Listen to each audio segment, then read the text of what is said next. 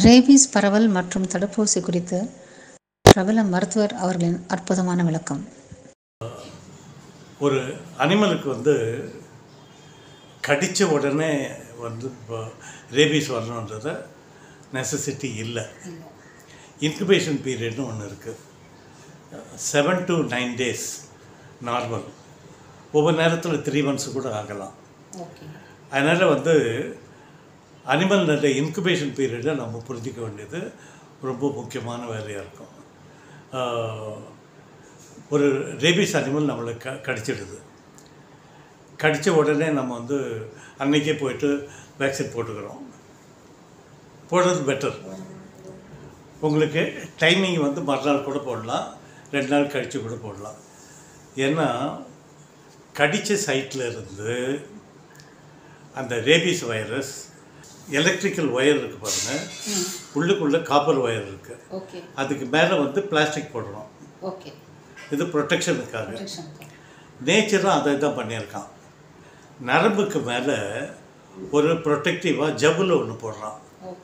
Neuro லெம்மல் ஷீத்துன்னு பேர். அது இந்த வைரஸு ரத்தத்தில் போயிட்டு சேர்றது கிடையாது. அவங்க இந்த நியூரோ லெம்மல் ஷீத்திலிருந்து அப்படியே பரவுறாங்க. எல்லா இடத்துலையும் போயிட்டு டிசீஸை பரவணுன்ற தேவை கிடையாது. அவனுக்கு ஒரே ரூட்டு.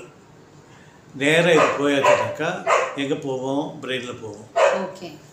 பிரெயின் தான் seat of protection. Chief minister சேரோ, பிரைம் மினிஸ்டர் சேரோ, அது அங்கே தான் போய் பிடிக்கணும்.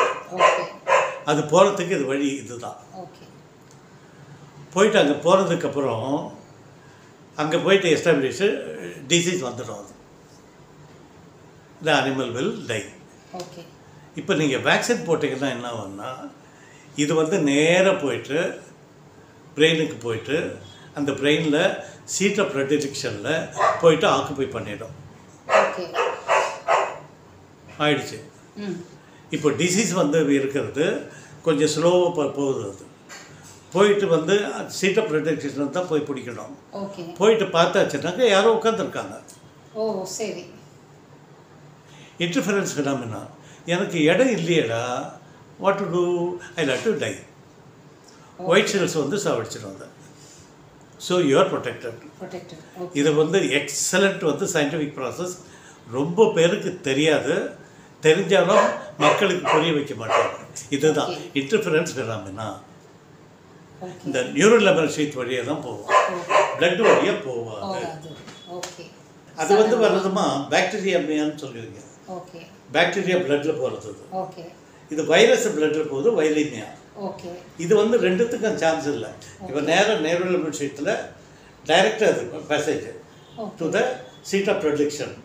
இப்போ கேம்பஸ்ன்னு பேர். அது அங்கே போய் உட்காந்துருக்கோம்.